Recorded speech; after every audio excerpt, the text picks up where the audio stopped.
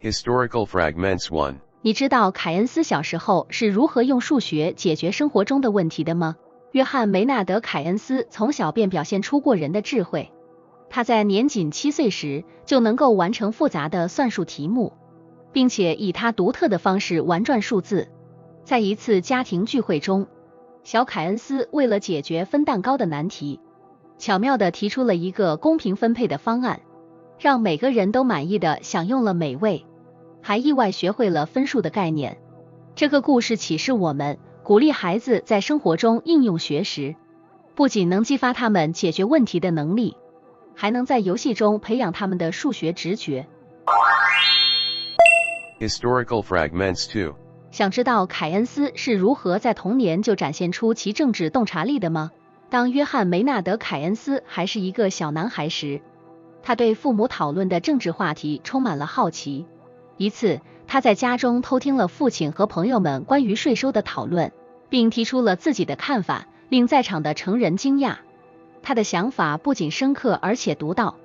展现了他对经济和社会问题的敏锐感知。这个故事告诉我们，孩子们对周围世界充满好奇心，适时地引导他们参与成人的对话，可能会培养出下一个时代的思想领袖。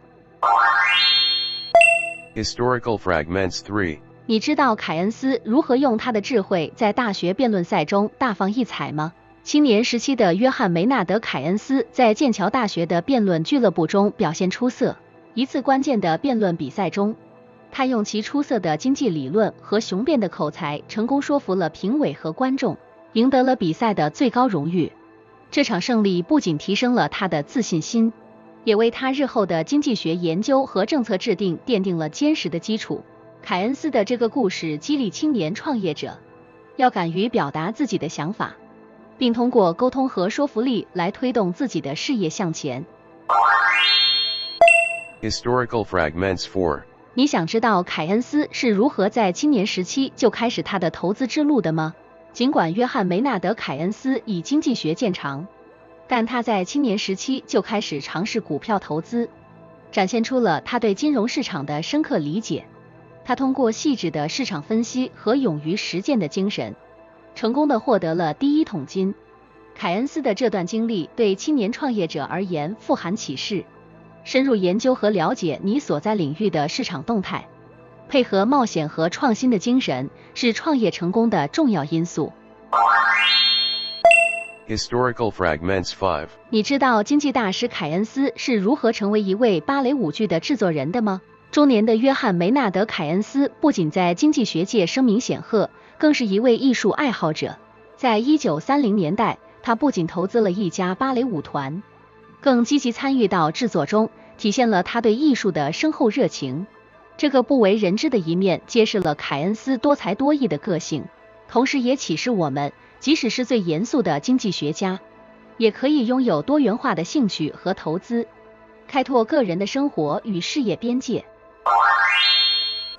Historical Fragments 6. 你曾听说过凯恩斯如何在战时为英国经济做出贡献的吗？在第二次世界大战期间，约翰·梅纳德·凯恩斯不仅是一位理论家，更将自己的知识应用于实践，成为了英国财政部的顾问。他的战时政策帮助英国维持了战争期间的经济稳定，并为战后经济的重建奠定了基础。凯恩斯的故事告诉我们，在危机中，理论和知识的实际应用可以创造巨大的价值，并且在最困难的时候，最具创造性的解决方案往往会诞生。Historical Fragments 7. 你有没有想过经济体系的重建会如何影响一个国家的未来？在老年，约翰·梅纳德·凯恩斯发挥了举世瞩目的作用。作为英国代表，参与了1944年的布雷顿森林会议。在这里，他助力创立了国际货币基金组织 IMF 和国际复兴开发银行现世界银行，为战后的国际经济秩序建立起了全新的框架。凯恩斯的远见和智慧展现了他对全球经济的深远影响，同时也启示我们在现代经济体系中追求稳定和合作的重要性。Historical Fragments 8. 你想过一个伟大的经济学家在退休后的生活会是怎样的吗？约翰·梅纳德·凯恩斯在晚年并没有完全退出公共生活，相反，他继续关注并影响着世界的经济走向。即使在他生命的最后几年，凯恩斯也在为英国的金融政策出谋划策，特别是在英国与美国的贷款协议谈判中扮演了关键角色。凯恩斯的这段经历告诉我们，智慧和经验是不受年龄限制的，而且即使在生涯的黄昏时分，一个人仍有能力对世界产生深远的影响。Historical Fragments 9. 你知道一个人的思想如何拯救了整个世界经济吗？约翰·梅纳德·凯恩斯不仅仅是一位经济学家，他的理论在全球范围内重塑了宏观经济政策的制定。在大萧条期间，凯恩斯提出政府应该通过增加公共开支来刺激需求，这一理念被称为凯恩斯主义，并在1930年代帮助了许多国家走出经济困境。更令人称奇的是，凯恩斯在1944年布雷顿森林会议中的表现，他的主张为战后国际金融体系的建立奠定了基石。凯恩斯的故事展现了一个经济学家如何通过创新的思想改变世界，挽救了一个时代的经济危机。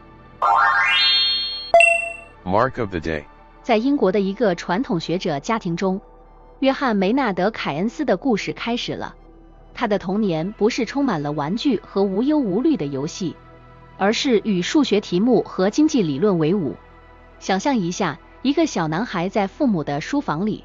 两眼闪烁着好奇和智慧的光芒，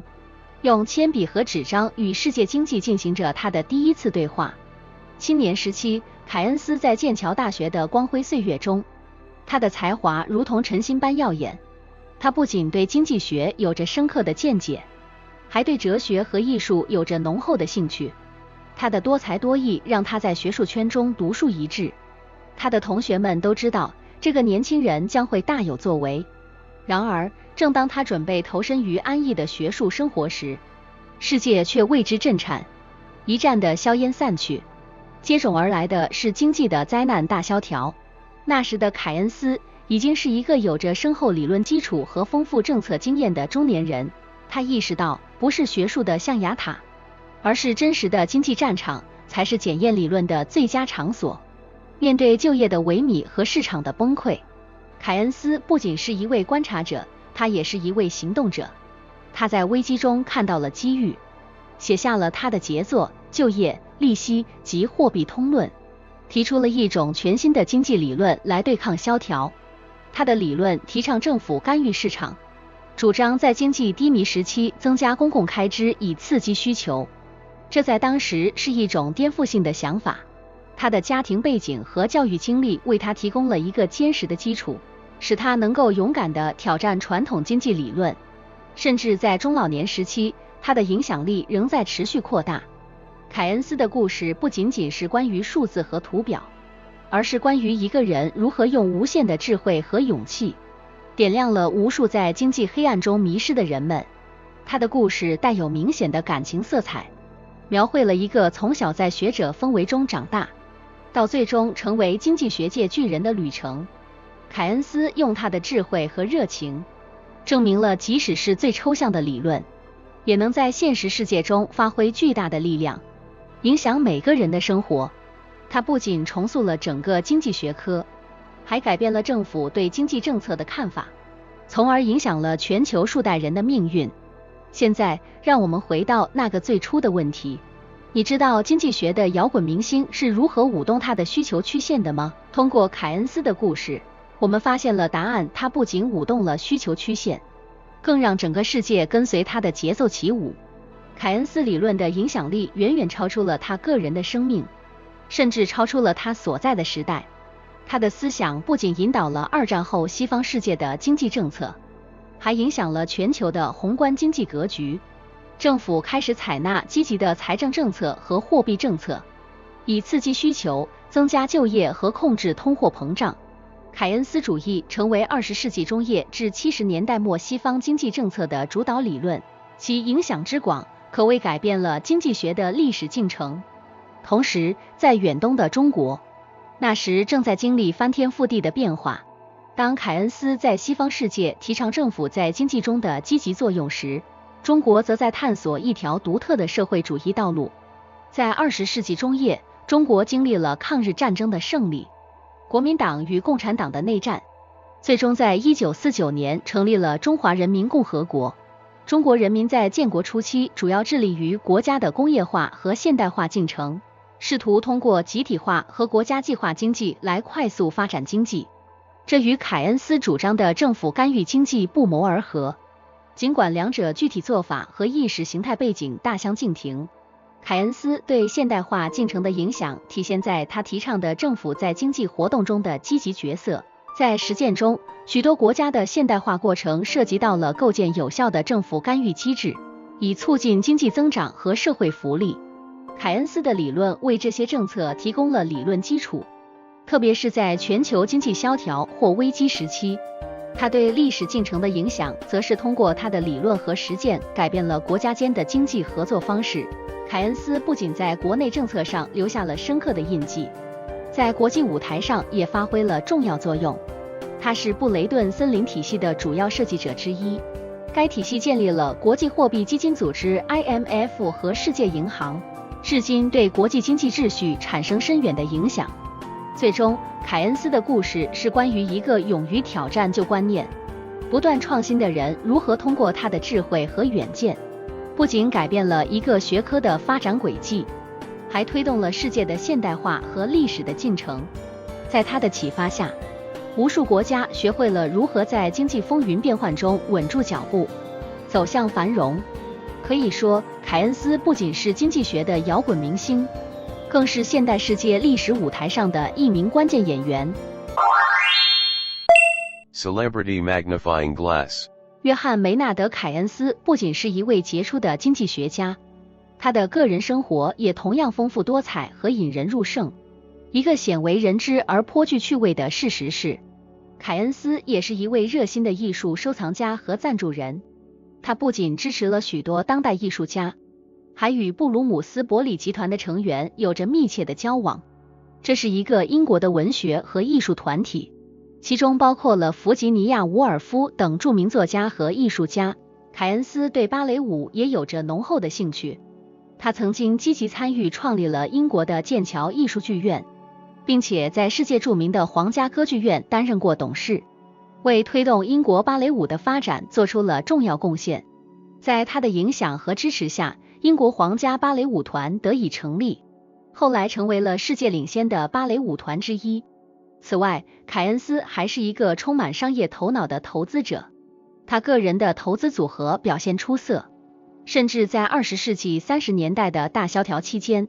他通过精明的投资决策成功地保护了自己的财富不受损失。他的投资策略通常是逆向投资，常在市场低迷时买入并持有至市场回暖。值得一提的是，凯恩斯的个人生活同样不乏争议，他的性取向在当时是一个敏感话题，他公开表达了对同性的倾向，这在当时的社会环境中是非常大胆的。